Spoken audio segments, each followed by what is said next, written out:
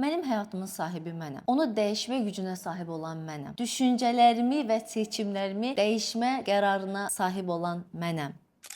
Hər kəsə salam. Bu kanalda mən şəxsi inkişaf mentoru olaraq 8 illik təcrübəmi, öz keçdiyim yolu və bütün bilgilərimi paylaşıram. Bu illər ərzində hansı tapdığım cavablar mənim işimə yarayıb, seanslarımda tətbiq edərək nəticə görmüşəm və korporativ mühitdə hansı təlimləri keçib nəticələr almışamsa, bunları da sizlə paylaşıram. Bu gün də ilk dəfə taparkən özümdə də çox şey fərq elədiyim, seanslarımda tez-tez istifadə elədiyim bir vacib bilgini sizinlə paylaşacağam. Böyüyürük, yaşımız artır, həyatımızda nələrsə baş verir, amma biraz özümüzdən uzaq qalırıq. Bu deyəcəyim bilgilər əslində bu an özümüzü ölçmək üçün olan bilgilərdir. Elə şəxsi inkişafda kömək edir ki, hal-hazırda məndə nə baş veriri başa düşüm və daha keyfiyyətli bir formamı yaradım. Yadınızdadırsa, mən sizə mənim işim, bizim davranışlarımızın altındakı o mücərrəd sistemin işləmə mexanizmini sizə anlatmaqdır demişdim. Bugün də əslində onlardan bir parçanı sizinlə bölüşürəm. Bu nədir?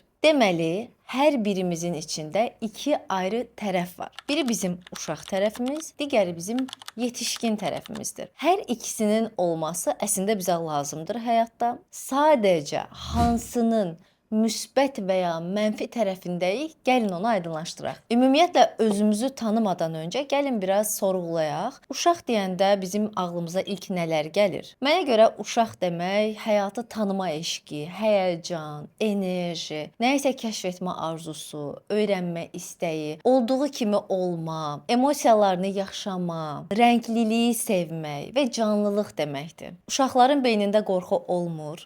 Onların təcrübəsi az olduğu üçün daha cəsarətli olurlar və içlərindəki bir hiss onları hərəkətə keçirir. Yetişkin nədir bəs? Müsbət mənada baxsaq, yetişkin şəxs artıq həyatda biraz yaşamış, hadisələr görmüş, təcrübələrdən keçmiş və daha çox ağıl dəyəri formalaşan, daha çox təcrübəsi formalaşan və məsuliyyət tərəfi formalaşan bir şəxsdir. Yəni yetişkin öz məsuliyyətini bilir, seçimlərini idarə eləyir, həyatını idarə edir və münasibətlərini də eyni zamanda idarə etməyi bilir. Yaxşı, bəs uşağın mənfi tərəflərinə baxsaq nələr görərik? Uşaqlar əsəbləşəndə onlar emosiyalarını idarə edə bilmirlər. Uşaqlar bir şey istəyərkən həmin anda o şeyin dərhal olmasını istəyirlər. Məsələn, yaxındakı masanın üzərindəki suyu istəyirlər və gedib onu götürmək əvəzinə ağlayaraq kiminsə o suyu ona verməsini istəyirlər. Yetişkin şəxs əgər susuzdursa, durur ayağa və gedib suyunu alıb özü içir.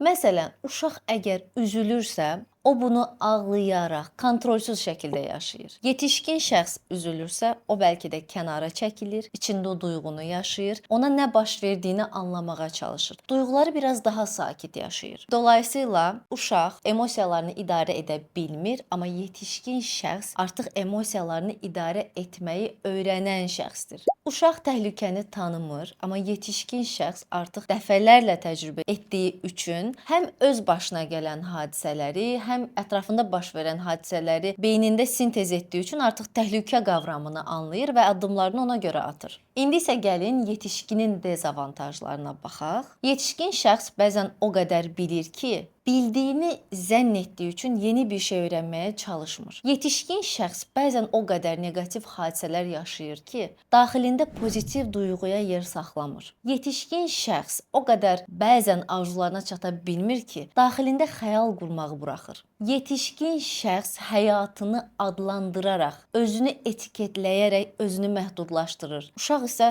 sadəcə intuitiv davranaraq özünü yenidən kəşf etməyə davam edir. Yəni bir növ yetişkin şəxs özü haqqında sanki bir fərman verir və özünün yeni bir formasını yaratmır. Həm uşaq tərəfi üçün, həm yetişkin tərəfi üçün avantajları və dezavantajları daha çox saya bilərik. Sizin də ağlınıza gələn bu fikirləri videonun altında yaza bilərsiniz. Görək yetişkin və uşaqların daha hansı fərqli cəhətləri var. İndi qayıtsaq öz daxilimizdəki yetişkin və böyüyə. Sizə ilk sualım bu olacaq. Hal-hazırda daxilinizdə yetişkin və uşaq birlikdə 100% təşkil edirsə, sizin daxilinizdə hal-hazırda neçə faiz yetişkin, neçə faiz uşaq tərəfiniz aktivdir? Deyək ki, dediniz ki, 40% uşaq, 60% yetişkin. Bu cavablar dəyişə bilər. İkinci sualım budur. O uşağın neçə faiz avantajını, neçə faiz dezavantajını yaşayırsınız? Və eyni sual yetişkin tərəfə də aiddir. Onun nə qədər avantaj və dezavantajını yaşayırsınız və hansıları yaşayırsınız? Bunları özünüzə yazın. Məsələn, mən özümdən götürsəm,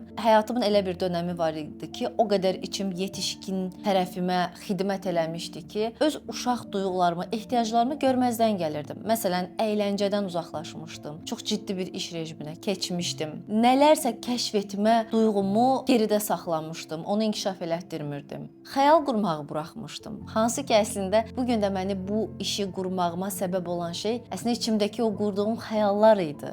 Amma onlardan bir müddət məhrum olmuşdum. Çünki çox ciddi, çox məsuliyyətli, hətta çox yüklü bir iş yükü götürmüşdüm. Yetişkin tərəfin ən böyük dezavantajlarından biri məsuliyyət deyə başladığı şeyi balanssız yaşadığında yüklənmə duyğusuna keçməsidir. Uşaq bir yük daşıya bilməz, amma yetişkin yük daşıya bilir. Yox, desəniz ki, bəzi uşaqlar uşaqkən yük daşıyır, bəs o zaman onlar uşaq deyilmi? Bəli, amma onların içindəki o yetişkin uşaq yaşlarından formalaşmağa başlayır. O həmin uşaqlar uşaqlığını yaşaya bilmir və bu duyğu onların böyüklüyünə də sirayət edir. Onların yaşı artır, böyüyür və ətrafındakı hər kəsin yükünü daşımağa davam edir. Sanki dünyanı belə tanıyır, belə davam edir, belə həyatını idarə edir və yanındakı insanlar əgər yüklüdürsə və onlara kömək etmirsə özünü günahkar hiss edir. Çünki tanıdığı sistem budur. Təbii ki, bunu da qırmağın yolu var. İlk olaraq fərqindəlik, ikinci olaraq terapiya ilə bu duyğulardan təmizləmək mümkündür. Seanslarımda çox gördüyüm məqamlardan biri də hər hansısa bir insanın çox yetişkin tərəfini inkişaf elətdirməsi, amma həyat eşqinin azalması faktorları olur. Mən bunu qarşı tərəfə yansıdıram, çünki bəzən bizim həyəcana ehtiyacımız olur. Bəzən bizim özümüzə bir şans verməyə ehtiyacımız var. Bəzən bizim hansı uşaqlıq xəyalımızı gerçəkləşdirməyə ehtiyacımız olur. Yetişkin biraz realist olur, uşaq biraz xəyalpərəst olur. Bu ikisinin qarışımı bizə nə verir?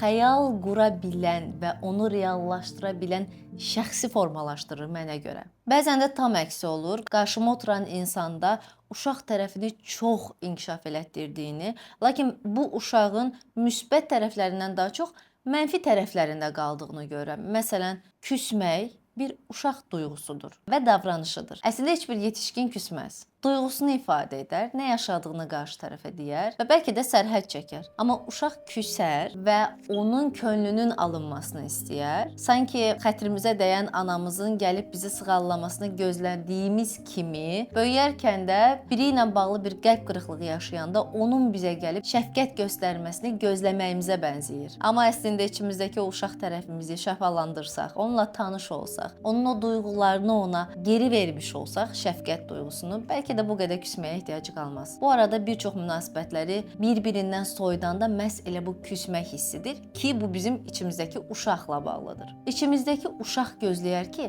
kimsə gəlsin bizim həyatımızı qurtarsın. Amma yetişkin bilər ki, mənim həyatımın sahibi mənəm. Onu dəyişmə gücünə sahib olan mənəm. Vərdişlərimi dəyişmə gücünə sahib olan mənəm. Düşüncələrimi və seçimlərimi dəyişmə qərarına sahib olan mənəm. Uşaq ağlayar, küsər, günahlandırar, şikayət eləyər və gözləyər. Amma heç bir şey dəyişməz. Həyat da bizlə eynən belə davranır. İçimizdəki o uşağın neqativ tərəfini çox bəsləyəndə, həyat da bizə arzuladığını ona verməyən ana kimi o uşağa davranar. Yəni orada uşaq biz oluruq, anamız həyat olur. Anamız gözləyir ki, yıxılmışıqsa, ağlayırıqsa və bu kiçik bir hadisədirsə özümüz duraq və öz üzərimizi özümüz silək. Əlbəttə həyatın da bizə şəfqət göstərdiyi anlar çox olur, amma hər zaman da yıxılanda birisi gəlib bizi qaldırmalı deyil. Biz özümüz qalxmağı öyrənməliyik. Ümumiyyətlə hadisələr baş verir ki, biz eyni zamanda böyüyək. Amma biz böyüyərkən içimizdəki uşaq zədələnirsə, bunu hiss etməliyik. İçimizdəki yetişkin özünü bağlayırsa, buna diqqət eləməliyik. Bəzən biz ağrı ilə böyüyürük, amma ağrının içindən keçəndən sonra böyüyürük, sevgi duyğusuna da qəlbimizi bağlayırıq. Amma uşaq əslində sevən tərəfdir.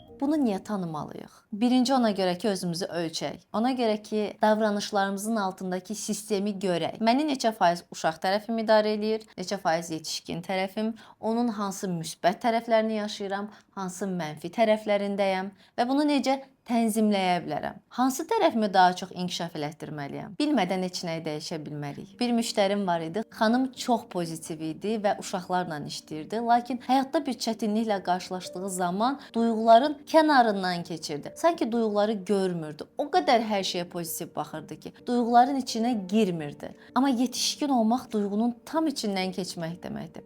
Mənim onda yaratdığım fərqindəlik bu idi. Artıq biraz da yetişkin tərəfini inkişaf etdirməyin vaxtıdır. Artıq onu bəsləməyin vaxtıdır. Və bir neçə görüş sonra mən artıq xanımın simasında cizgilərinin belə dəyişdiyini görə bilirdim. Çünki insan duyğusundan qaçmamalı və içindəki o uşağın verdiyi qərarlarla həyatını idarə etməməlidir. Daxilimizdəki yetişkin və uşağın balansını tapmalıyıq. Bu bilgini bilmək mənim həyatımda çox şey dəyişdirdi və bacardığım qədər bu bilgiyə ehtiyac olunan hər yerdə bunu izah edirəm. Çünki insan maariflənərək də dəyişə bilir, anlayaraq da dəyişə bilir və özünü idarə edə bilir. Əgər bu gün siz də bu duyğuları özünüzdə düşündünüzsə və bu sualın cavabını tapdınızsa, mənimlə də bu postun altında bu duyğularınızı, fikirlərinizi paylaşa bilərsiniz. Bu fikri bilməli olduğunu düşündüyünüz insanlara da göndərin ki, onlar da özündə bu fərqindəliyi taparaq dəyişmə başlasınlar.